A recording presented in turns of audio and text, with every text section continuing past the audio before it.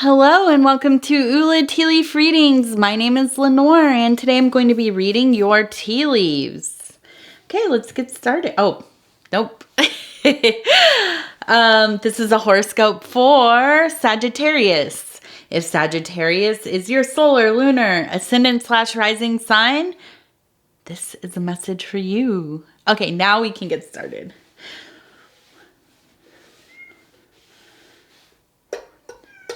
I'm just so excited to check out this cup. Okay. All right. So if you've been here before, you are seeing that we're in a different setup. I mean, mostly the same things, different setup though. So you'll have to bear with me. I'm getting used to looking at this the way that in a different direction. So yeah, anyways. Okay, let's see. So, I immediately, let me get this in here like this. I'm immediately seeing a heart, okay, right here. And it looks like it's really coming together. It is not filled in. This is actually the outline of the heart, okay? And it's interesting because it makes me think of kind of the the sacred heart. I was going to say the eternal heart, but no, the sacred heart, okay? The Catholic symbol for, a heart on fire for Jesus and God and just agape in general, that kind of higher beloved unification with the God source, okay? And so I think that really Sagittarius, right off the bat, I'm seeing there's this real divine energy flowing upwards, flowing downwards. You're in balance with your spirituality, with whatever kind of higher being or whatever concept of a higher thing that you have a relationship with, that really is so central to what's going on with you right now. I feel like you're very in line with that. You've been working on it. I think that it definitely is I'm sorry, my cat is, she's meowing. I took a little break between my readings and she must have noticed I was quiet and then I started talking again. They have to stay on their side of the house during my readings because they'll jump on the table. And I know some of you like seeing them, but now that we have this new setup, I have to slowly bring them in and look at it so they don't just like go wild. So you have this beautiful, you're on fire with this love, okay? And I think that this is really, it's not necessarily like a romantic love that is becoming a spiritual element. But I think this is like really just about your relationship with your interior work. I think it's really, you're having a lot of signage happening, a lot of synchronicities, visions, dreams, reoccurring themes in your life right now. And you're feeling just so in tune with that. I feel like just kind of, a fullness in this kind of state that you're in. Like, it's like after you've done like, yoga or meditation or, if you exercise or run or, it could be some kind of creative project, whatever it is, it's where you just get into that flow. You're there, you're in it, you're creating. And then when you come out of it, you just have, I won't say it's just bliss, but it is like a completion, a beautiful euphoric kind of completion feeling, okay? And then I want to look, I see this one seems so related to it, and I'm thinking it looks so much like a little dragon, and it's flying towards this heart that is aflame, okay? And for me, this dragon is so synonymous with the knowledge, the divine knowledge that is going to be transmuted into wisdom through this work that you are doing, okay? And I think that that is so much in the process. I feel like very little else is of importance to you right now, okay? I think that obviously, you know, you work, or you have worked, maybe you work in the home, maybe you're retired, but we all do work, okay? We have to take care of ourselves. We, you know, have our hobbies, our passions, creative projects. Maybe you're, you know, like me, you stay home and you raise a family, care for the house, all those things. Or, you know, you're out in the world working and going to school or whatever it is. We all have some kind of work, okay? And I've seen sometimes in the comment, oh, this is like career oriented, or, you know, sometimes when I'm helping my husband moderate his comments or whatever, I'll see people say, but I don't work. This is career, just about career. Well, it's not just about career. It's about jobs. The work we do in our life, and whatever that looks like to you, okay? It doesn't have to be monetary. It doesn't have to be formal. It can be whatever you apply yourself to, okay? And that could just be, I mean, I can't say just be, or could just be, because this is like the big work of life, right? This is like the magnum opus of life, is the interior work, okay? And so anyways, I'm going on and on. You also have these other mundane, base reality, day-to-day things that you do. Care for family, work, you know, eat, sleep, shower, whatever, all those things. But, and maybe relationships. Don't let me forget that. Friends, family, romantic. But your mind is in this. You're in the spiritual zone. The knowledge is flowing. You're receiving. It is in a place of being being taken into yourself and transmuted into wisdom. Okay, and you're doing that through receiving these knowledges, these things that are coming through to you. Through whatever, a variety of delivery systems, but you are then applying them to your life experience, the way that you're living. And also it could be ritual and spiritual work, or, you know, whatever it is that you do, or all of those things. Okay, and that is how wisdom is created, my friends. That's how that knowledge becomes transmuted, okay? And we can't force that, but we have to do that work intentionally. And I think that's really happening so much. I see over here, we're gonna rotate the bowl a little bit. We have a pretty little heart, so that's really nice. And it's right next to this circle. We have another circle, and that is very much this kind of world becoming, coming together. I see the pieces. There's some holes here. So it's not complete, okay? But that's not, that's not an issue, because you're living, you're breathing, you're alive. You're still doing the work.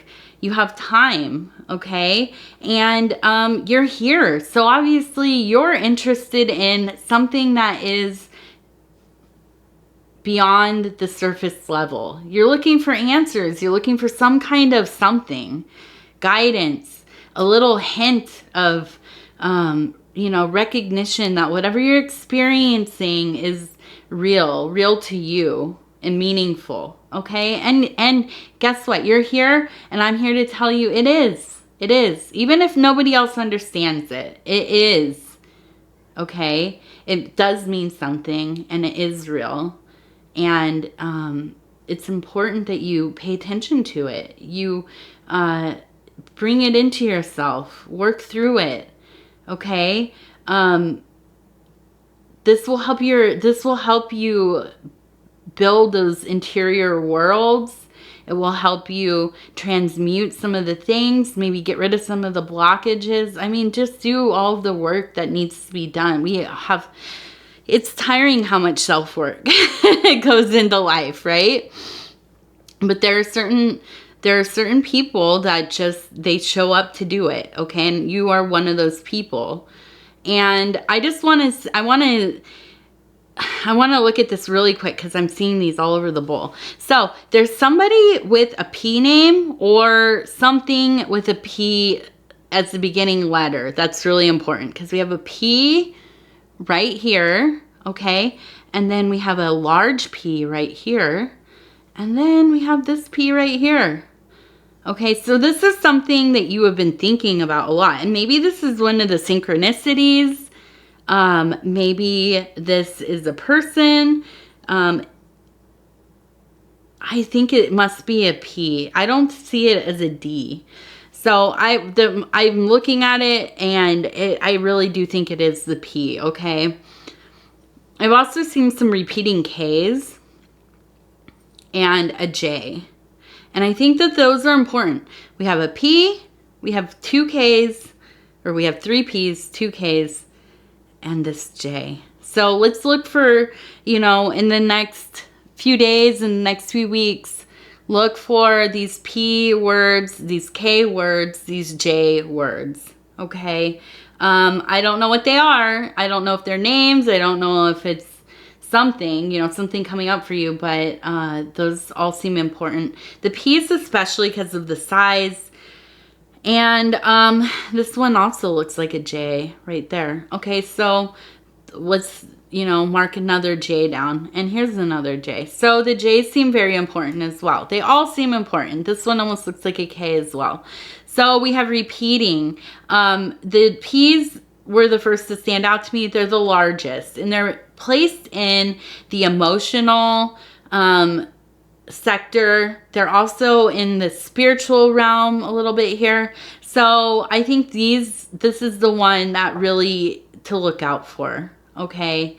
And I'm seeing these repeating little hearts. Here's another little heart here, okay?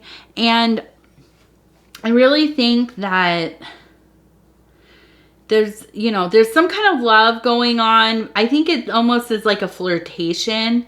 And I think that it really, it seems like in the state of the spiritual fire, these, this activation is really intense right now for you.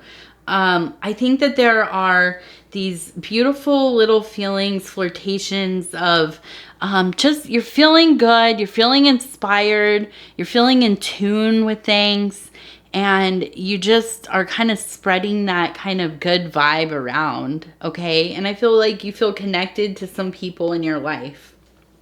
Okay, and I think that's what all these little hearts are. I think it's just really kind of an overall good feeling. Now, this really, and as this part, I want to bring this card up. We have the Thoth deck, and this is the Empress, okay? And she is definitely a feminine beloved. Love, fullness, fertility, openness, self-awareness, self-realization. Just, being fully in touch with your being, authentic being, okay? And coveting that part of yourself, that wholeness of yourself, both sides of that, the duality and beyond, okay? And this is really just a beautiful, beautiful symbol of self-love, of romantic love, of love with the divine, all of those levels, okay? And it's just, blooming, overpouring, that idea of the, you know, the dew of the gods, and just that beautiful sustenance that we receive from the divine, okay, and being open to receive that, okay. And I just wanted to look also, let's see here. We have this bird, and it's so funny. I got this comment the other day. Somebody said, hey, can you stop talking about animals in your readings? I just want you to talk about whatever, insert whatever sign they were. And I'm like, okay, but I'm just going to read how I read. I'm going to tell you what I see. Okay, what it reveals itself to me, that's what I'm going to read. So if you are watching, whoever, I forget who said that, but I'm sorry, I'm going to talk about the animals because the animals are what relate to me. And I see a lot of animals in the bowl. So kind of sorry, not sorry, to be honest. Okay, but we have this bird. It reminds me of a, oh my goodness, what are they called? The like folded paper birds, origami, an origami bird. So I feel like this is, and because it's so central to me, it really is part of your spirit. You are such a dynamic being. You are, you know, you're folded into these, all of these different parts of self are folded together neatly in perfection. And this beautiful bird, this serene, gorgeous, graceful bird is the outcome. Okay. Now, that is a beautiful thing. And I think it means that you're very beautiful, maybe sometimes complicated, dynamic, deep, you know, multifaceted, just wonderful person, I'm sure. Okay. The other part of it is that sometimes we start to come unbound, right? Sometimes we start to unfold, spiral a bit. Okay. So just keep in mind, if that starts to happen, don't worry. Okay. Those creases are still there. You can get yourself back together, and maybe you don't have to get yourself back together. Maybe you unfold into your origin state, your natural state, and then you can fold yourself up into something else. Okay? It's a scary thought to lose the perception we have of ourselves, right? To lose the identity or persona or whatever that we have created for ourselves. It doesn't matter what other people think of us. Okay, you know, I like there's a quote, and I'm going to butcher it a little bit, but the sentiment is that every person that we come in contact with, every person that comes to know us, every person that even just encounters us briefly, right? They all experience us in a different way than any other person that experiences us. So we are a unique vision to each and every person that we ever come in contact to. Okay, so no two people in our life see us in the same way exactly. Okay, so we are so many different people to so many different people, right? And so maybe that will release some anxiety about, or, you know, just self-consciousness about how you are perceived by others. But when we lose the anchor that we have to the persona or personality or whatever that we have with ourselves, that can be very scary. It can be disturbing. It can be, you know, people sometimes, it's like a midlife crisis, right? Or a nervous breakdown or something like that. Okay. But, you know, my message to you is to, if this happens, because I see you seem like a precise person, okay? And that probably has a lot to do with how you experience yourself. just maybe get used to the idea that at some point it might not always be that way. Or maybe you already have moments of that. Or maybe you're in that process of unknowing yourself. Okay, and then coming to a place where you can recreate yourself, or you know, you don't have to abide by those rigid ideas you have about who you should be, or the conditioning that happens when we're young about how people should behave, how people should exist, you know, and those things begin to fall away as we get older.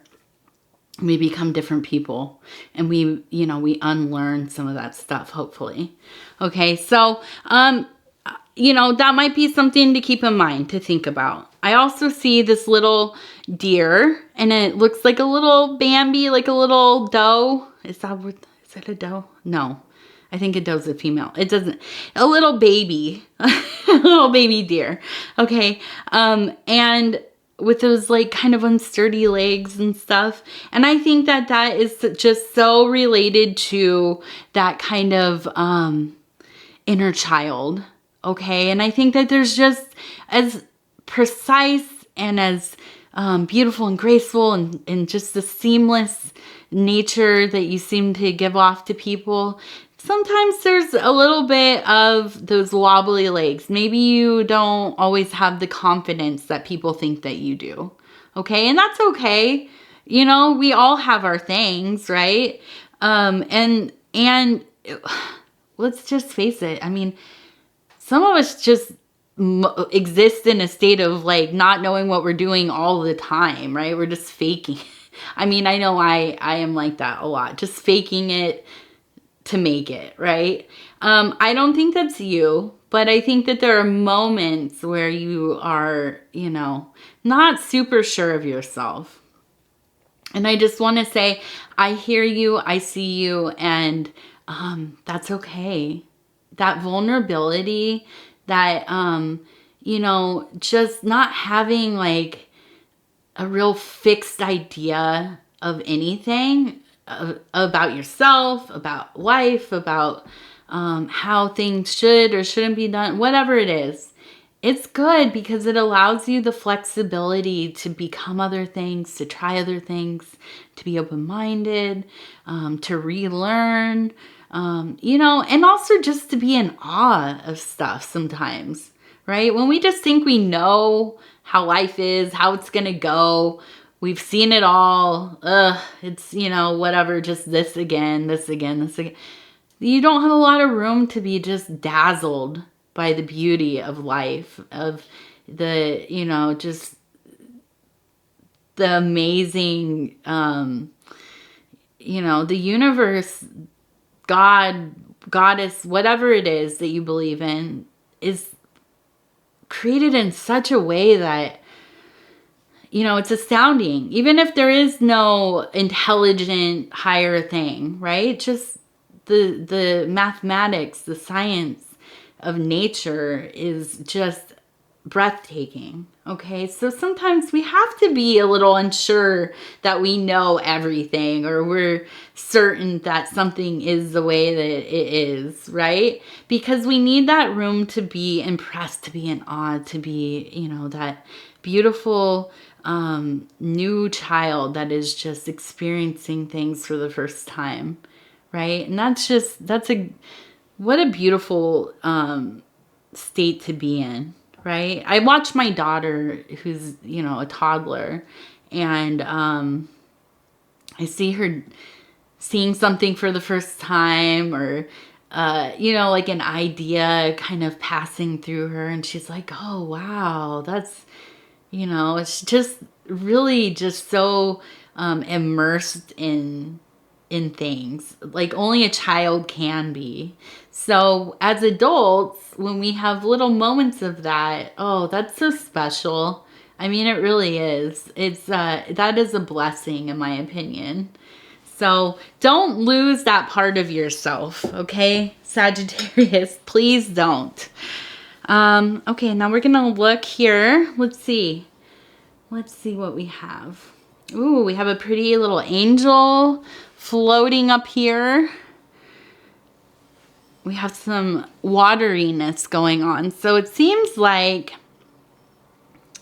there's been some emotions, maybe some big emotions, not just this, you know, kind of moments of bliss and happiness and everything aligned. I mean, there's some of the other side of that. And I see that in this down here and these kind of, they're just floating around a little bit. But that's okay. And that's, you know, that balances. I would be surprised if I saw this and didn't see this. Okay. So, there's, you know, with all that happiness, with all of that, that information coming in, and you're working to implement it into your life, to understand it, to kind of mull over it, contemplate it, there's going to be some, you know, at least moments of just melancholy or maybe dread, you know, just like coming to realizations that you don't fully understand, or the overwhelming nature of these mysteries of life, right? Sometimes it's just, oh my goodness, that's so, you know, so big. How do I even begin to take that on or navigate that? And that's normal. So I think that this is perfectly fine to see that in there. I think that in the next 4 weeks, okay, the next 4 weeks, really going to have some potent things coming through.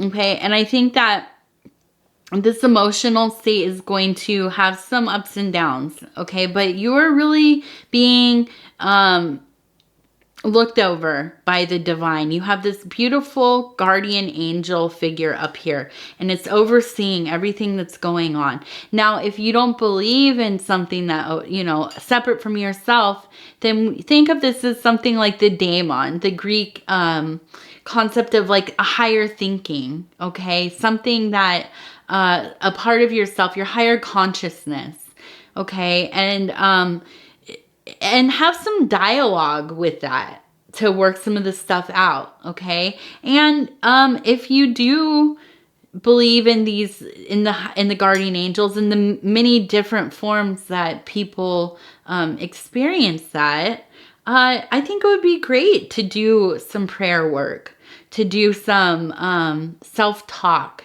okay? Asking for guidance, appealing for, you know, some kind of clarity in some of the things that maybe are giving you this anxiety. Okay, and I think that's great. I think also a good practice is writing this stuff down, journaling about it. I've probably said it in another Sagittarius reading. I love to talk about documenting your spiritual work, your interior work, magical work, all of those things. I think it helps the process of understanding things. You don't have to read it immediately. It doesn't have to be perfect.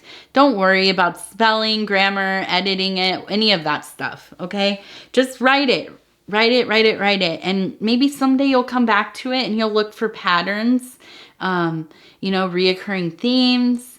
Maybe it will be a nice reminder in the future, okay? And also just writing in a place where you can be you're, you know, honest. There's something about that, getting those feelings, those ideas, those thoughts down on paper, out of yourself. Nobody else has to read it, right? You're not being judged on this, graded, or any of that. So I think it's a good exercise. It's a good thing to think about, okay? I think it all around is very helpful, okay? All right, so Sagittarius, I want to thank you so much for joining me. I'm always so honored to bring these messages to you. If you would be so kind, go ahead and like the video. It helps me get into the algorithm and I get more people coming to the channel, and that is always wonderful.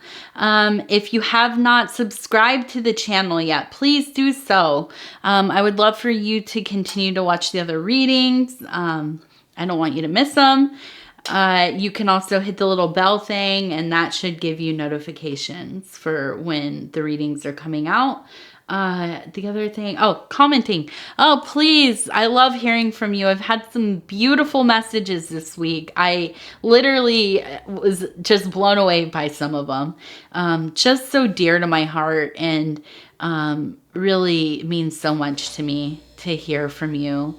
And, you know, telling me about your life, what's resonating with you, just what you're thinking about, and also the input about my readings.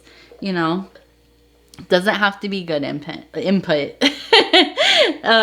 You might make me cry, but that's okay. Sometimes I need to hear it. But no, I'm kidding. Yeah, so I love hearing from each and every one of you. It really is so nice. And other than that, if you're interested in finding me on Facebook, I have a page on there. It's Uli Tea Leaf Readings. If you're interested in a private reading, go into the description, and that has like all the instructions for booking. And yeah, so that's it. Thank you, thank you, thank you, Sagittarius. I hope you have a wonderful morning, afternoon, evening, whenever you're watching this. We'll be back in 12 days with your next reading. Okay, bye.